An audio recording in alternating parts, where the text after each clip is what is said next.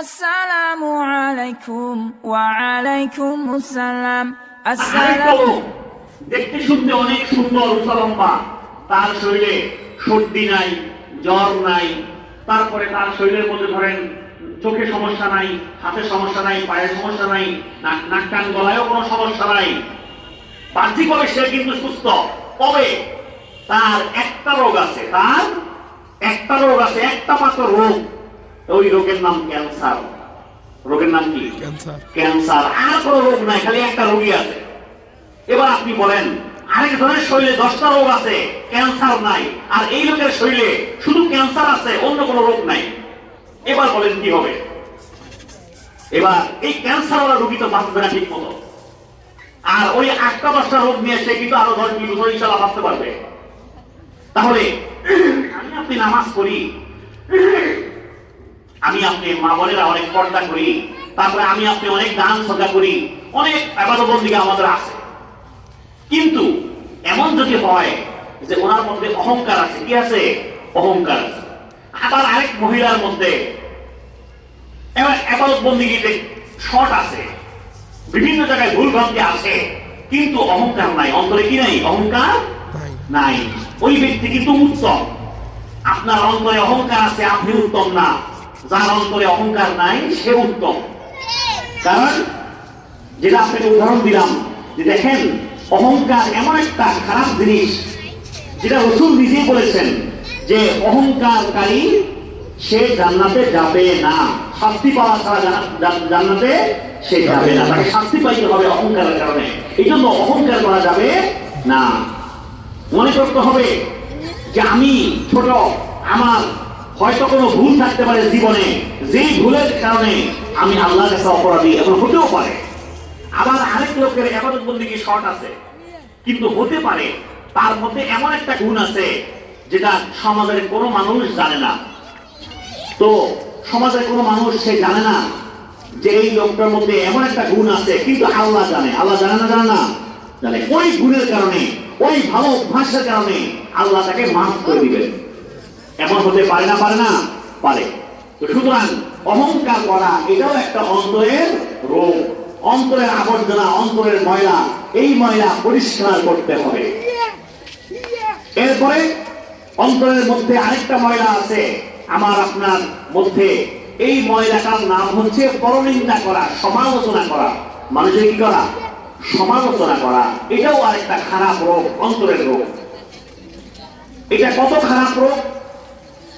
রাসূলুল্লাহ সাল্লাল্লাহু আলাইহি ওয়াসাল্লাম বলেন, কোন ব্যক্তি যদি আরেক ব্যক্তি সম্পর্কে সমালোচনা করে, গীবত করে, পরনিন্দা করে, কিয়ামতের দিন যেই ব্যক্তির আপনি সমালোচনা করেছেন তার অ্যাকাউন্টে আপনার নেক আমল চলে যাবে। আবার যার সমালোচনা আপনি করেছেন তার গুনাহগুলা আপনার অ্যাকাউন্টে অটো ট্রান্সফার হয়ে যাবে।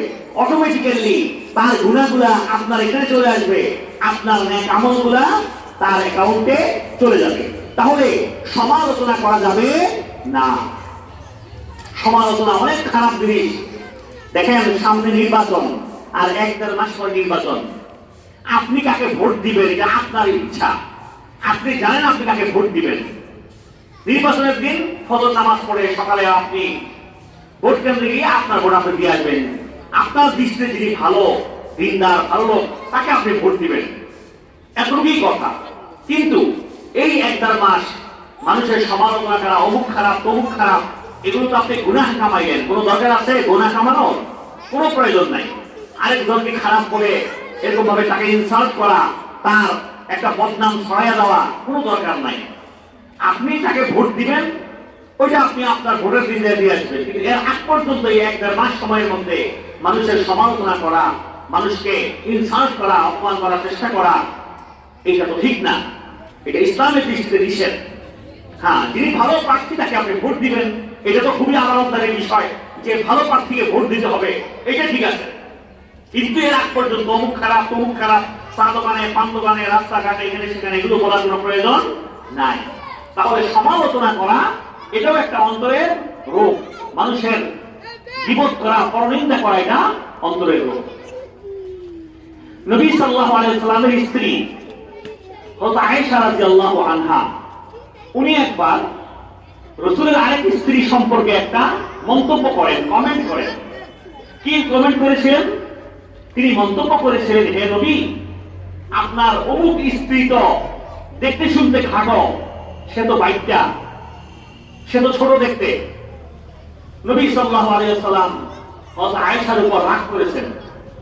রাগ করে বললেন, হে আয়েশা, তোমার এই বক্তব্যটা এতটাই বিষাক্ত, এই বক্তব্যটা যদি সমুদ্রের পানিতে মিশানো হয়, সমুদ্রের সব পানি বিষাক্ত হয়ে যাবে। অর্থাৎ তুমি আরেক মহিলা সম্পর্কে তুমি কমেন্ট করে দিলা যে সে বাইকটা, তাহলে তো আল্লাহ খাটো বানাইছে, তুমি কেন তাকে খোঁড়া দিতে যাও? তাকে তার পরনিন্দা তুমি কেন করতে চাও? আল্লাহ যাকে যেমন বানাইছে, এটা নিয়ে তো ইনসাল্ট করার কিছু নাই। তো নবী সাল্লাল্লাহু আলাইহি ওয়াসাল্লাম তার স্ত্রী আয়েশা রাদিয়াল্লাহু আনহাকে বললেন, হে আয়েশা, তুমি যে আরেকজন সম্পর্কে তুমি তার পিছনে একটা মন্তব্য করে বসলা যে সে বাইকটা, সে খাটো দেখতে শুনতে, তো এটা তো ঠিক না। এটা এতটাই খারাপ কাজ, এতটাই জঘন্য কাজ যে এই মন্তব্যটা যদি সমুদ্রের পানিতে মিশানো হয়, সমুদ্রের সব পানি বিষাক্ত হয়ে যাবে। এই জন্য মানুষের সমালোচনা করা যাবে না। নবী সাল্লাল্লাহু আলাইহি ওয়াসাল্লামের স্ত্রী, আরেক স্ত্রী হযরত হাফসা রাদিয়াল্লাহু আনহা, তিনি রাসূলের আরেক স্ত্রী সম্পর্কে একটা মন্তব্য করেছিলেন, কমেন্ট করেছিলেন যে, হে নবী, আপনার অমুক স্ত্রী সে তো ইহুদির মাইয়া, ইহুদির মেয়ে সে। নবী সাল্লাল্লাহু আলাইহি ওয়াসাল্লাম যখন হাফসা রাদিয়াল্লাহু আনহার এই বক্তব্য শুনলেন, তার এই কথা শুনলেন, রাসূল এতটাই রাগ করলেন যে রাসূল এই হাফসার সাথে 1 মাস, 2 মাস, 2.5 মাস কথা বলে নাই। কেন? তাকে শিক্ষা দেওয়ার জন্য যে মানুষের সমালোচনা করতে হয় না।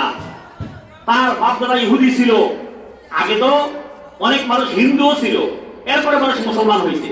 সুতরাং কারো বাপদাদা নিয়ে টান দেওয়া, তার বাপে কি করছে, তার মা কি করছে, 40 বছর আগে তার বাপদাদা 14 গোষ্ঠী কি কাজ করছে, এটা নিয়ে তাকে সমালোচনা করা, তার শরম দেওয়া, লজ্জা দেওয়া, এটা ইসলামের দৃষ্টিতে হারাম।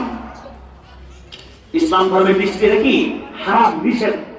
সুতরাং রাসূলের স্ত্রী হাফসা রাদিয়াল্লাহু আনহাকে রাসূল শিক্ষা দেওয়ার জন্য তার সাথে প্রায় 2 মাস বা 2.5 মাসের মতো তার সাথে রাসূল কথা বলে নাই। কেন? কারণ উনি আরেক স্ত্রীকে বলছে যে তারা বাপদাদা 14 গোষ্ঠী ইহুদি ছিল। কি ছিল? ইহুদি ছিল। তো ইহুদি ছিল, এটা তো আগে আরবের সব মানুষই তো প্রায় পৌত্তলিক ছিল, ইহুদি ছিল, হিন্দু ছিল। এরপরে আস্তে আস্তে তারা কি করেছে? মুসলমান হয়েছে। তো নবী সাল্লাল্লাহু আলাইহি ওয়াসাল্লাম এরকম ভাবে হাফসা রাদিয়াল্লাহু আনহাকে শিক্ষা দিলেন যে না, আর ভবিষ্যতে কোনোদিন কারো সম্পর্কে বাজে কমেন্ট করা যাবে না। কারো বাপদাদা 14 গোষ্ঠী ওতে কি কাজ করছে, 20 বছর আগে, 30 বছর আগে কি অন্যায় করছে, ওইটা নিয়ে আজকের দিনে তাকে শরম দেওয়া যাবে না। আজকের দিনে তাকে কোনো লজ্জিত করা যাবে না, ইনসাল্ট করা যাবে না, তুচ্ছতাচ্ছিল্য করা যাবে না। ইসলামের দৃষ্টিতে হারাম। সুতরাং আমরা যে সূরাটি তেলাওয়াত করেছি, পবিত্র কোরআন শরীফের 30 নম্বর পারা সূরা শামস, এই সূরা শামসের আয়াত নম্বর 9 এবং 10, এখানে আল্লাহ বলেছেন, যেই ব্যক্তি অন্তরকে সংশোধন করতে পারলো, অন্তরের ময়লাকে পরিষ্কার করতে পারলো, সে দুনিয়াতেও সফল, আখিরাতেও সফল।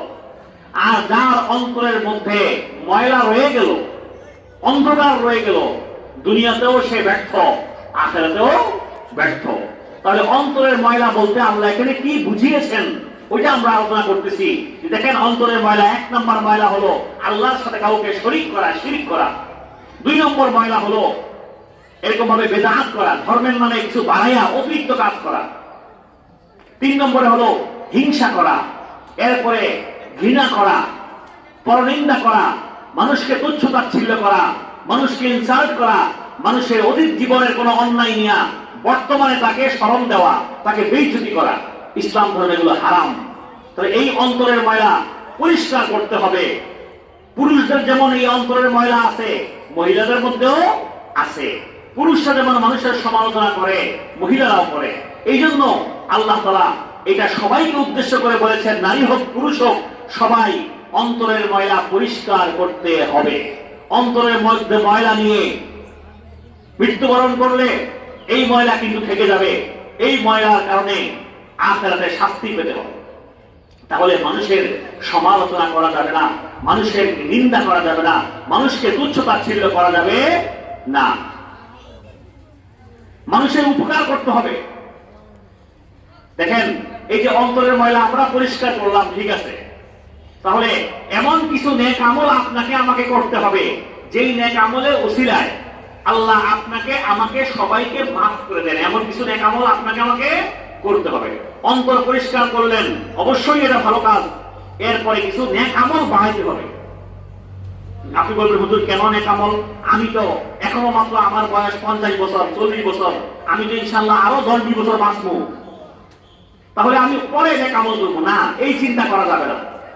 কারণ আপনি কয়দিন বাঁচবেন না বাঁচবেন কে জানে। এখন থেকেই নিয়ত করতে হবে যে আমি নেক আমল করব, নেক আমল বায়া করব। তাহলে সেই নেক আমল কি কি? নবী সাল্লাল্লাহু আলাইহি ওয়াসাল্লাম অনেকগুলো নেক আমল শিক্ষা দিয়েছেন মানব জাতিকে।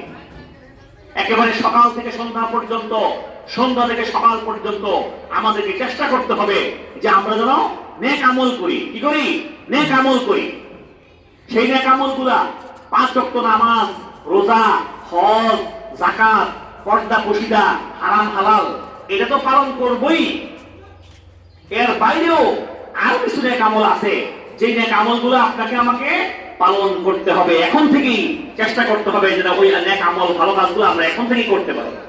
তাইলে এমন কি কি নেক আমল আছে যে নেক আমল আমরা করতে পারি? এর মধ্যে ধরেন একটা নেক আমল, রাসূলুল্লাহ সাল্লাল্লাহু আলাইহি ওয়াসাল্লাম বলেছেন, কোন ব্যক্তি যদি ফজরের নামাজ পড়ার পরে ওই জায়গায় সে বসে থাকে, ফজরের নামাজ যেখানে সে পড়লো ওই জায়গায় সূর্য ওঠা পর্যন্ত সে বসে থাকলো, বসে থেকে ওই সময়টার মধ্যে জিকির করলো, সুবহানাল্লাহ, আলহামদুলিল্লাহ, ওয়ালা ইলাহা ইল্লাল্লাহ, আল্লাহু আকবার, অথবা কোরআন তেলাওয়াত, অথবা লা ইলাহা ইল্লাল্লাহ, অথবা যে কোনো জিকির সে করলো। এরপরে যখন সূর্য উঠবে, সূর্য ওঠার 15 মিনিট পরে বা 20 মিনিট পরে সে যদি 2 রাকাত ইশরাকের নামাজ পড়ে, ইশরাকের নামাজ পড়ে, রাসূল বলেন সে একটা কবুল হজের সওয়াব পাবে, একটা উমরা হজের সওয়াব পাবে। দেখেন, একটা হজ করতে বর্তমানে প্রায় 7 লক্ষ টাকা লাগে, উমরা করতে প্রায় 1.5 লক্ষ টাকা লাগে। তো নবী সাল্লাল্লাহু আলাইহি সাল্লাম বলেন, যেই ব্যক্তি নারী হোক পুরুষ হোক ফজরের নামাজ সে যেই জায়গায় পড়লো, নামাজ পড়ার পরে ওই জায়গায় সে বসে বসে জিকির করলো বা কোরআন তেলাওয়াত করলো বা আল্লাহকে স্মরণ করলো, এরপরে সূর্য ওঠার পরে 10-15 মিনিট সময় অতিবাহিত হয়ে গেছে, এরপরে সে 2 রাকাত এরকম ভাবে ইশরাকের নামাজ পড়লো, তাহলে আল্লাহ তাকে একটা কবুল হজের সওয়াব দিবেন, একটা উমরা হজের সওয়াব দিবেন। আচ্ছা, আপনি বলেন তো, এই যে আমলটা, এই আমলটা করতে কোনো টাকা পয়সা লাগে? লাগে না, কোনো টাকা পয়সা খরচ হয় না, তেমন কোনো কষ্ট নাই। তাহলে অথচ এই আমলটা করার দ্বারা আপনি একটা কবুল হজের সওয়াব পাবেন, একটা উমরা হজের সওয়াব পাবেন। নারী হোক পুরুষ হোক সবাইকে ইশরাকের নামাজ পড়া দরকার। এখন আপনি ইশরাকের নামাজ হুজুর কিভাবে পড়ে? দেখেন, দুনিয়াতে ফরজ হুকুমগুলো বাদে, 5 ওয়াক্ত নামাজ যে ফরজ নামাজ এগুলো বাদে যত নামাজ আছে সবই প্রায় নফল। নফল মানে অতিরিক্ত। নফল মানে কি? অতিরিক্ত, এডিশনাল, অতিরিক্ত, অর্থাৎ মূল দায়িত্বের বাইরে, ওইটাকে বলা হয় নফল নামাজ। তাহলে ইশরাকের নামাজ এটাও নফল নামাজ, চারশের নামাজ এটাও নফল নামাজ, আউয়াবিনের নামাজ এটাও নফল নামাজ, তাহাজ্জুদ নামাজ এটাও নফল নামাজ। আমরা যে তাহিয়াতুল ওযু পড়ি, তাহিয়াতুল মসজিদ পড়ি, এগুলো নফল নামাজ। মানে মোটামুটি কথা হলো 5 ওয়াক্ত ফরজ নামাজ যেটা আছে ওইটার সাথে যে সুন্নতটা আছে ওইটা বাদে যত নামাজ আছে সবই নফল। সবই কি? নফল। নফল শব্দের অর্থই হলো অতিরিক্ত। আপনার বাসায় আমি বেড়াইতে গেছি, দুপুরবেলা আপনি আমাকে ভাত খাওয়াবেন, কিন্তু ভাত খাওয়ানোর আগে প্রথমে 1 গ্লাস শরবত দিচ্ছেন।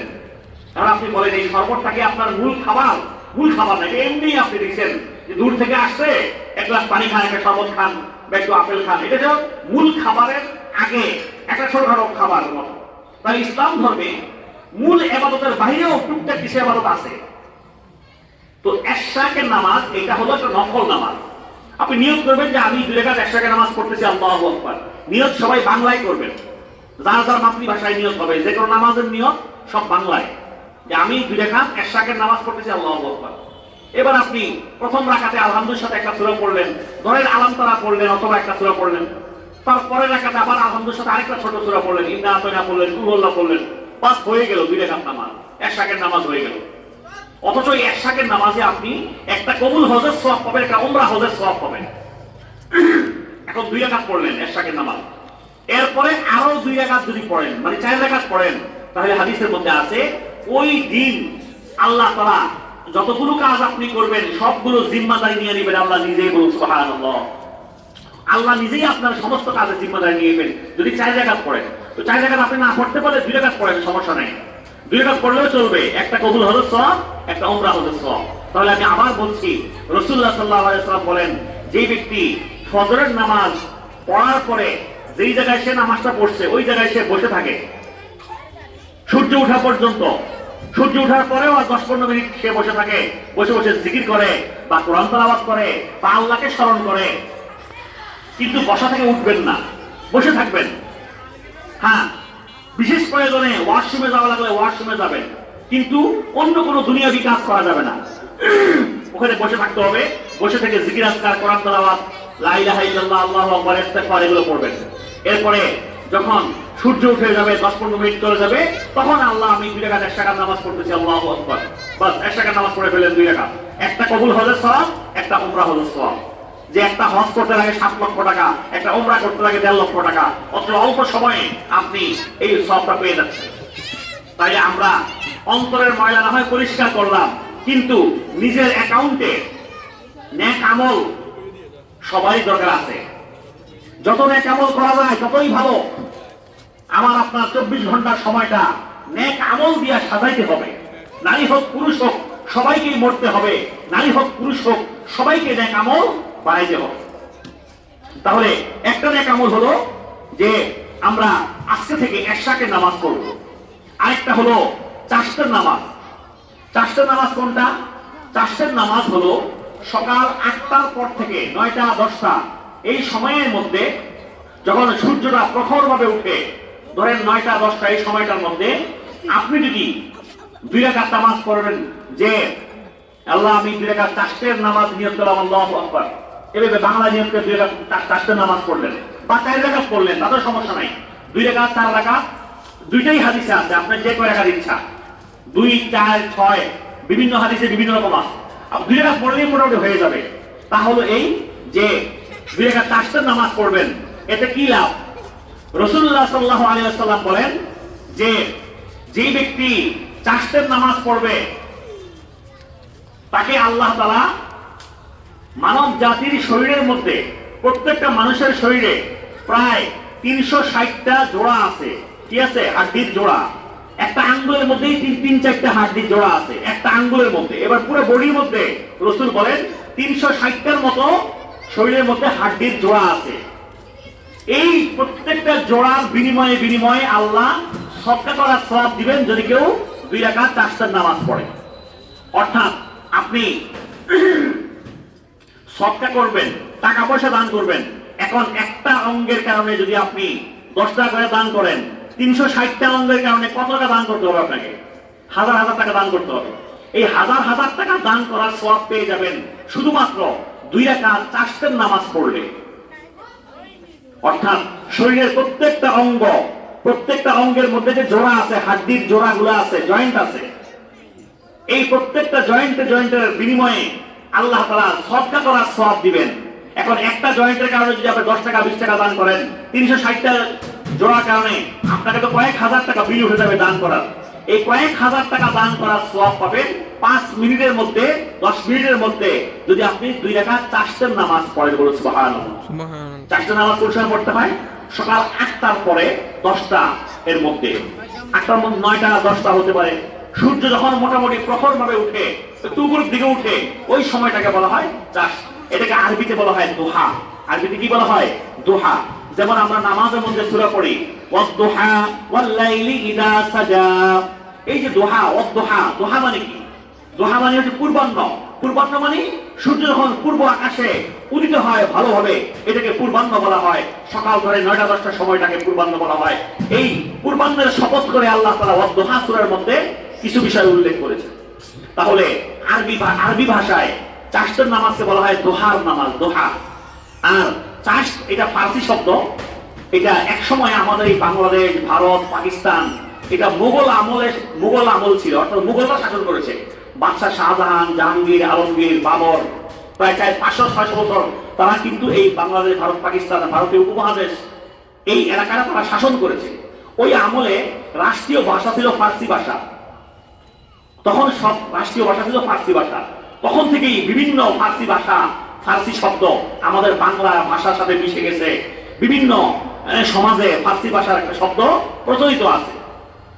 তাহলে চাষ এটা ফার্সি শব্দ, কিন্তু আরবিটা হচ্ছে দোহা। এই যে ওয়াদ-দুহা সূরার মধ্যে যে দোহার কথা বলা হয়েছে, এই দোহা। আর বাংলায় বললে পূর্বাহ্ন, অর্থাৎ যখন পূর্ব আকাশে সূর্য উঠে প্রখর ভাবে ওই সময়টাকে বলা হয় চাষ। যেমন সকাল 8টার পরে, 9টা, 10টা, 10:30 এর ভিতরে। কিন্তু এটা 11টার পরে পড়া যাবে না। ওই টাইমে আবার সূর্য একেবারে মাঝামাঝি উঠে যায়, ওই সময় পড়া যাবে না। 10টা, 10:30 লাস্ট টাইম, এর ভিতরে পড়তে হবে, এরপরে পড়া যাবে না। তাহলে আমরা চেষ্টা করবো আজকে থেকে চাষের নামাজ পড়তে। তাহলে আল্লাহ তাআলা আমার আপনার শরীরের মধ্যে যতগুলো অঙ্গ আছে, যতগুলো অঙ্গের গ্রন্থি আছে, জোড়া আছে, প্রত্যেকটা জোড়ার বিনিময়ে টাকা পয়সা দান করার সওয়াব আল্লাহ দিয়ে দিবেন। সুবহানাল্লাহ। আজকে থেকে আমরা কি করবো? চাষের নামাজ পড়বো। এরপরে শীতের দিন রাত্রিবেলায় আমরা লম্বা রাত, অনেক সময় অনেকে এই রাত্রিবেলা ঘুম ভেঙে যায়, চেষ্টা করবো 2 রাকাত 4 রাকাত তাহাজ্জুদ নামাজ পড়লে। তাহাজ্জুদ নামাজ এটা আল্লাহর কাছে অনেক বেশি প্রিয়, অনেক বেশি প্রিয়। কেন? কারণ আল্লাহ তাআলা চান যে পৃথিবীর সব মানুষ যখন ঘুমায়া থাকে ওই টাইমে আল্লাহকে সিজদা কে করে, আল্লাহর কোন বান্দা সিজদা করে, আল্লাহর কোন বান্দি সিজদা করে, আল্লাহ এটা দেখতে চান। এই জন্য পৃথিবীর সবাই যখন ঘুমায়া থাকে তখন আপনি 2 রাকাত নামাজ পড়লেন, আল্লাহর কাছে এটা অনেক বেশি প্রিয়। এক সাহাবী নবী সাল্লাল্লাহু আলাইহি ওয়াসাল্লামের একবার ওযুর পানি মেসওয়াকাইনা দিয়েছে। মেসওয়াকাইনা ওযুর পানি দেওয়ার পরে নবী সাল্লাল্লাহু আলাইহি ওয়াসাল্লাম বললেন যে, হে সাহাবী, তুমি আমার কাছে কিছু চাও। এখন এই সাহাবী বললেন যে, হুজুর, আমি আপনার কাছে একটা জিনিস চাই। রাসূল বলেন, হ্যাঁ বলো, কি চাও? সাহাবী বলেন, হুজুর, জান্নাতে আপনার সাথে থাকতে চাই। রাসূল বলেন, না, এটা হবে না, এটা বাদ দিয়ে অন্য কিছু চাও। সাহাবী বলেন, না, এটা বাদ দিয়ে না, এটা সহজ চাই। রাসূল, আমি এইটাই চাই, জান্নাতে আপনার সাথে থাকবো, ফাইনাল কথা। এর জন্য কি করার আগে আপনি ওইটা বলেন আমাকে। রাসূল তখন বললেন, আইনি বিকাশরে সুজুদ, বেশি বেশি আল্লাহকে সিজদা করো, তাহলে জান্নাতে আমার সঙ্গে থাকা যাবে। তো আল্লাহকে সিজদা করার টাইম 2টা, একটা দিনের বেলা, রাত্রি বেলা। দিনের বেলা অনেকগুলো নামাজ আছে, কিন্তু আল্লাহর কাছে প্রিয় নামাজ হলো রাতের নামাজ। আল্লাহর কাছে প্রিয় নামাজ কোনটা? রাতের নামাজ। অর্থাৎ যখন পৃথিবীর সব মাখলুক ঘুমায়া থাকে তখন আল্লাহকে কেউ সিজদা করলো, আল্লাহর কোনো বান্দা, আল্লাহর কোনো বান্দি আল্লাহকে সিজদা করলো, এটা আল্লাহর কাছে অনেক বেশি প্রিয়। এই জন্য যার যার সামর্থ্য আছে, যার সময় আছে বা শরীরে কুলায়, চেষ্টা করবেন এখন থেকে 2 রাকাত এরকম তাহাজ্জুদ নামাজ বা 4 রাকাত তাহাজ্জুদ নামাজ পড়তে। তাহাজ্জুদ নামাজ কিভাবে পড়ে? একই রকম। আপনাকে যেটা বললাম, 5 ওয়াক্ত নামাজের বাহিরে যত নামাজ আছে সবগুলো নামাজ হলো নফল নামাজ। আপনি খালি নিয়ত করবেন, আমি 2 রাকাত তাহাজ্জুদ পড়তেছি, আল্লাহু আকবার, বাস, আর কিছুই লাগবে না। প্রথম রাকাতে আপনি আলহামদুলিল্লাহ পড়েন, একটা সূরা পড়েন, আলাপ তাআলা বা লিলাফি বা আওয়াইতাল্লাহ, একটা পড়েন, আপনার ভালো লাগে। দ্বিতীয় রাকাতে আপনি কুল হুয়া পড়েন, ইন্না আতাইনা পড়েন, আপনি যা পারেন তাই করেন। তাহলে হয়ে গেল 2 রাকাত, সালাম ফিরে গেলেন। আরেকটু সময় আছে, আরো 2 রাকাত পড়েন। যেই সূরাগুলো দিয়ে একটু আগে পড়ছেন ওই সূরাগুলো দিয়ে আবার পড়েন 2 রাকাত, এতে কোনো অসুবিধা নাই। অর্থাৎ একজন মুসলমান নারী বা পুরুষ সে যদি মোট 4টা সূরা জানে, আলহামদুলিল্লাহ সূরা বাদ দিয়া মোট 4টা সূরা সে যদি জানে, সারা জীবনের সকল নামাজ সে 4টা সূরা দিয়েই পড়তে পারবে। পারবে না? পারবে না? পারবে। কেন? কারণ আপনি যখন সালাম ফিরে ফেলছেন তখন আগের অ্যাকাউন্টটা ক্লোজ, মানে আগেরটা ওইটা ক্লিয়ার। আবার নতুন ভাবে ওই সূরাগুলো আবার নিয়ত করবেন, নতুন ভাবে আবার ওই সূরা পড়া যাবে, একই সূরা আবার পড়া যাবে, কোনো অসুবিধা নাই। যেমন ধরেন একটা প্লেটে একজনে ভাত খাইলে এই প্লেটটা ধুয়ে ফেললে আরেকজন খাইতে পারে, আবার সে খাইছে ধুয়ে ফেললেন আবার আরেকজন খাইতে পারে, একই প্লেটে 10 জনেও খাইতে পারে, পারে না? একজনের পর একজন ধুয়ে ফেললে খায়। এরকম ভাবে একই সূরা দিয়া আপনি এই 2 রাকাত নামাজ পড়লেন, 2টা সূরা দিয়া সালাম ফিরিয়ে ফেললেন, বাস এখন নতুন ভাবে ওই 2 সূরা আবার পড়া যাবে, আবার সালাম ফিরিয়ে ফেললেন, নতুন ভাবে ওই সূরাগুলো আবার পড়া যাবে। তাহলে এইভাবে আপনি 10 রাকাত 20 রাকাত পড়লেও তো কোনো সমস্যা নাই। আপনি একই সূরা বারবার পড়েন, অর্থাৎ আগে 2 রাকাতে যে 2 সূরা পড়ছেন এখনকার 2 রাকাতে সেই 2 সূরাই পড়েন, কোনো অসুবিধা নাই, এটা জায়েজ। যাই হোক, বিষয়টা হলো ভাই, প্রিয় মা বোনেরা এবং আশপাশে যারা আছেন, মাইকের আওয়াজ যতদূর যায় সবাইকে খেয়াল রাখতে হবে যে আমার আপনার জীবন কিন্তু শেষের দিকে, জীবন কিন্তু শেষের দিকে। অর্থাৎ আমি যেমন 1 সপ্তাহ আমরা বেঁচে থাকা, তার মানে কবরের দিকে 1 সপ্তাহ আগায় গেলাম, আবার পরের সপ্তাহ কবরের দিকে আবার 1 সপ্তাহ আগায় গেলাম। এভাবে মানুষের প্রতি সপ্তাহে কিন্তু কবরের দিকে 1 সপ্তাহ আগাইতেছে। কিন্তু আমরা মানুষ কিন্তু আসলে বুঝি না, আমরা মনে করি মাশাআল্লাহ আমি আরো বড় হইতেছি। একটা মানব জাতির যখন জন্ম হয়, মানুষের যখন জন্ম হয়, তখন মানুষের হায়াতটা টোটাল 60 বছর 70 বছরের একটা পুরো হায়াত। এইটা একটা বরফের টুকরা বলতে থাকে, বরফের টুকরা, বিরাট বড় একটা বরফের খণ্ড। কিন্তু এটা প্রতিদিন গলতে গলতে গলতে গলতে গলতে একেবারে 60 বছরের পরে 0 হয়ে যায়, শেষ। তার মানে যেদিন আমি আপনি জন্মগ্রহণ করেছি আমাদের জীবনটা ছিল একটা বরফের টুকরা, অনেক বড় বরফের টুকরা। এটা গলতে গলতে অনেকের কিন্তু প্রায় কাঁচায় গেছে, অনেকে কিন্তু কাঁচায় গেছে। কেউ অনেকে জানে না যে আসলে এই 2026 আসতেছে 2-3 দিন পরে। অনেকে জানে না যে আগামী 1 বছর পরে যদি এরকম ভূঁইয়াবাড়িতে মাহফিল হয়, ওই মাহফিলে কিন্তু আমি থাকতে হবে কবরে। কে কবরে থাকবে এটা কিন্তু আমরা কেউ জানি না, জানি না কি? জানি না। আচ্ছা বলেন তো দেখি, আগামী 1 বছরে এই আমাদের এই কাজরা গ্রামে কোনো জানাজা হবে না? হবে। যারা অ্যাম্বুলেন্সে লাশ আনে ওরা কি আগামী 1 বছরে না খায়া থাকবে? ওরা কি অ্যাম্বুলেন্স চালাবে না? চালাবে। লাশবাহী গাড়ি যারা চালায় ওরা কিন্তু আগামী 1 বছরও চালাবে। কার লাশ চালাবে এটা কে জানে? যারা কাপড়ের কাপড় বিক্রি করে আগামী 1 বছর কি তারা বসে থাকবে? কাপড়ের কাপড় বিক্রি করবে না? করবে। কাজটা করবে কে জানে? তাহলে আমার আপনার মনে রাখা দরকার যে হতে পারে এই 2026-এ আমি আমার হায়াত শেষ, হতে পারে 2025 সালটাই আমার জীবনের লাস্ট বছর, এটাও হতে পারে। তাহলে কার কোনটা লাস্ট বছর এটা তো আল্লাহ ছাড়া কেউ জানে না। যেহেতু জানে না, সুতরাং প্রতিদিন কিছু কিছু নেক আমল আপনাকে আমাকে করতে হবে। কারণ এই নেক আমলের উসিলায় হতে পারে আল্লাহ মাফ করে দিবেন কিয়ামতের ময়দানে। যখন বান্দার ফরজ আমল দান দেওয়া হবে, ফরজ আমল যখন ঘাটতি পাওয়া যাবে, আল্লাহ বলবেন তার নফল অ্যাকাউন্টে কিছু আছে কিনা দেখো। এখন নফল অ্যাকাউন্টে দেখা যাবে তার অনেক আমল আছে, তো আল্লাহ বলবেন এগুলো নেকির পাল্লায় উঠাইয়া দাও, উঠাইয়া লোকটাকে মাফের ব্যবস্থা করে দাও। তাই নফল অ্যাকাউন্টটা এটা ফরজের লোকে আল্লাহ মাফ দিয়ে দিবেন যদি নফল অ্যাকাউন্টে কিছু থাকে। বলেন এক লোকের বাসায় হঠাৎ মেহমান আসছে, এখন টাকা নাই, কিন্তু সে তার কিছু জমানো টাকা আছে অল্প, ওই বইয়ের মধ্যে, ডায়েরির মধ্যে, আলমারি সিপাই বিছনার নিচে টুকটাক কিছু টাকা সে জমায় রাখছিল কোনো সময়। ওই টাকাটা এই মুহূর্তে কাজে লাগবে, বলে ঠিক কিনা? তাই ওই যে আপনার জমানো টাকা এটা এই মুহূর্তে আপনার কাজে লাগতেছে, জমাইছিলেন এই জন্য এখন টাকাটা আপনি খরচ করতে পারতেছেন। এখন যদি জমানো টাকা 10 টাকাও না থাকে, তাইলে হঠাৎ মেহমান আসতে আপনি কি করবেন? তো কিয়ামতের দিন যখন বান্দার নামাজের হিসাব টান দিবে, রোজার হিসাব টান দিবে, হজের হিসাব, যাকাতের হিসাব আল্লাহ টান দিবে, যদি দেখে যে শর্ট আছে, তখন আল্লাহ বলবেন দেখো নফল অ্যাকাউন্টে কি আছে দেখি আছে কিনা কিছু। ওই নফল অ্যাকাউন্ট ফেরেশতাকে বলবে একেবারে 60 বছরের অ্যাকাউন্ট খোল, নফল অ্যাকাউন্টে কি আছে খুঁজে দেখ। তখন আল্লাহ ফেরেশতারা যদি বলে যে আল্লাহ অনেক তাহাজ্জুদ নামাজ আছে, অনেক চাষের নামাজ আছে, অনেক আউয়াবিনের নামাজ আছে, অনেক ইশরাকের নামাজ আছে, অনেক দান সদকা আছে তার জিন্দেগিতে, আল্লাহ বলবে এগুলো দিয়ে দেয় ফরজ অ্যাকাউন্টের মধ্যে। এরপরে তাকে নেকের পাল্লা ভারীর ব্যবস্থা আল্লাহই করে দিবেন, বলুন সুবহানাল্লাহ। তাহলে নেক আমল করার দরকার আছে না নাই? আছে। অনুরূপভাবে আরেকটা নেক আমল আছে, দেখেন নেক আমল যতগুলো আছে সবগুলো নেক আমল আমার আপনার করা দরকার যতটাই সম্ভব।